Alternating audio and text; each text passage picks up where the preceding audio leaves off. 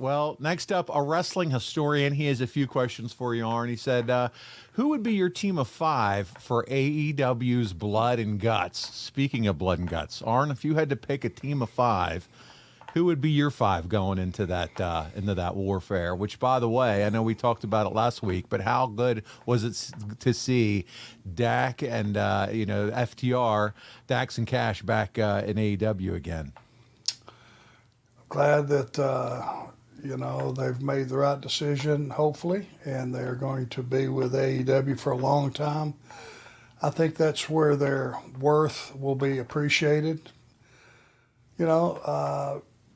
Let's face it, Dax is a headstrong guy, and he has a vision for what he thinks the business should be. And a lot of the time, and I would say almost most of the time, to the point of all the time, he's pretty close to being right.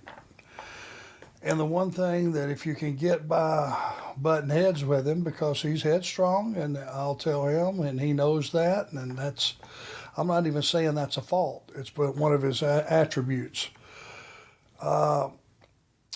Every team I've ever seen that walked into a match with those guys, and when it was all said and done, they were better for it. They were a better team right then, and the next day when they woke up, they were a little better. But who would be your 5 for a Blood and Guts? If you're kind of that guy out there managing, coaching, who's your 5? There's 2. Okay. Moxley. Oh, there. Okay. You're getting all the blood with him, that's for sure. Powerhouse Hobbs. Love it. And let's think for a second for that next pick. How about this? Just because of the experience and what he brings to the table, how about Billy Gunn? Oh, okay. I did not see that coming, but I like it. That guy is shredded and looks like he could still go 110% in the ring. He is a immovable object. He has a wealth of experience.